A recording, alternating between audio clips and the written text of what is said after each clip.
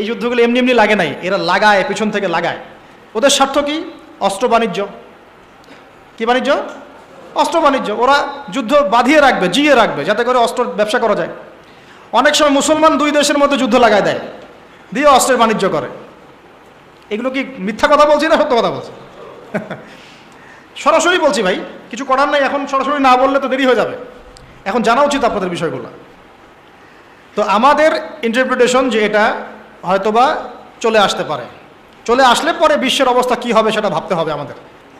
আরব রাষ্ট্রগুলোকে অস্ত্র শূন্য করে দেওয়া হয়েছে, নিজেরা অস্ত্র প্রডিউস করতে পারে না।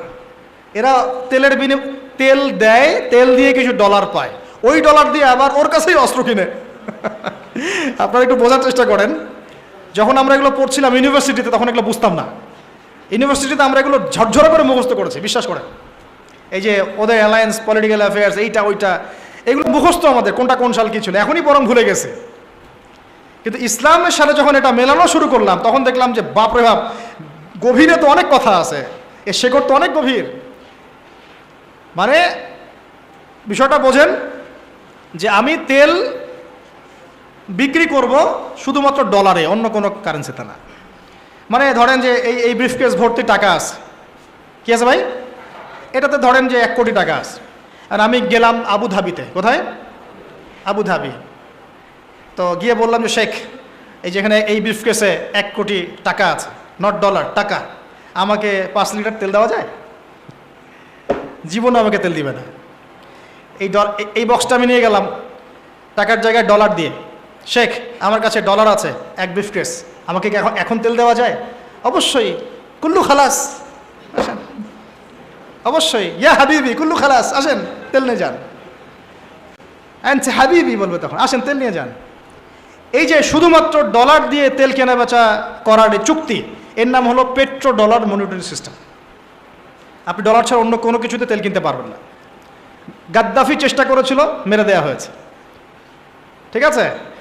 তারপরে আরও অনেক কান্ট্রি, সাদ্দাম হুসেইন ট্রাই করার চেষ্টা করেছিল, মেরে দেওয়া হয়েছে। এই চায়না, রাশিয়া এখন চেষ্টা করছে যে আমরা অন্য কারেন্সিতে তেল কেনাবেচা করব। ইরান মাঝখানে চেষ্টা করেছে আমরা সোনাতে তেল কেনাবেচা করবো, সোনা দিয়ে। ওই জন্য দেখেন ইরানের সাথে অলওয়েজ লেগে আছে, অলওয়েজ একটা ফিকশন লেগে আছে। আমি অবাক হব না যদি কয়দিন পরে ইসরায়েল ইরানকে হামলা করে, আমি অবাক হব না। এটা অবাক হব না যদি কয়দিন পর লেবাননে গিয়ে সে আক্রমণ করে, সে যদি কয়দিন পর মিশরে আবার আক্রমণ করে, জর্ডানে আবার আক্রমণ করে, আমি অবাক হব না। কারণ এগুলো আমরা বুঝি। এখন কথা হচ্ছে এই যে কেনা বেচাটা জায়েজ না জায়েজ বলেন দেখি? এটাও ভাইদের কাছে ফতোয়া নিয়েন।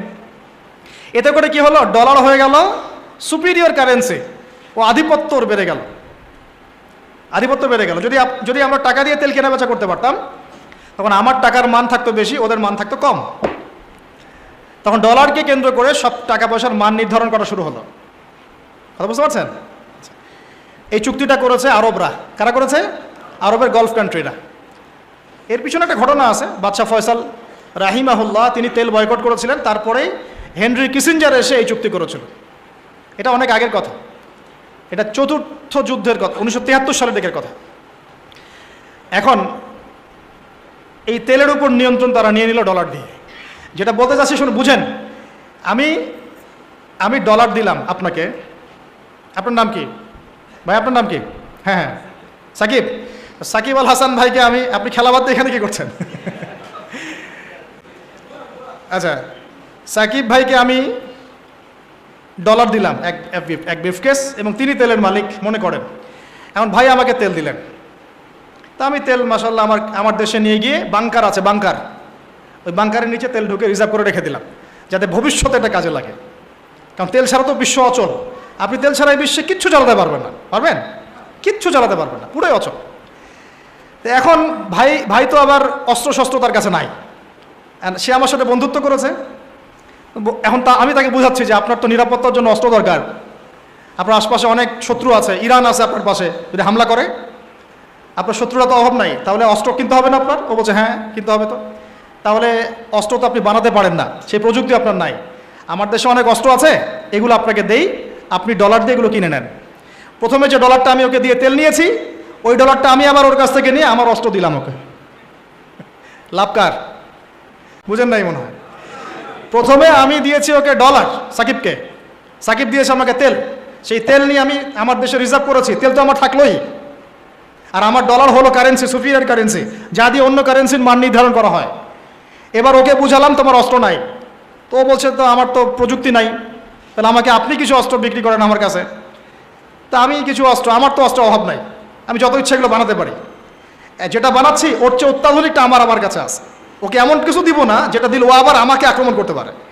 ওকে এমন অস্ত্রই দিব যেটা আমার প্রতিহত করার ক্ষমতা আছে, অথবা ব্যালিস্টিক মিসাইল ওকে দিব না, ওকে অন্য কিছু দিব। তা আমি এখন ওকে অস্ত্র কিছু দিলাম, ওই যে ডলারটা প্রথমে দিয়েছি ওইটা আবার সে আমাকে দিয়ে দিল।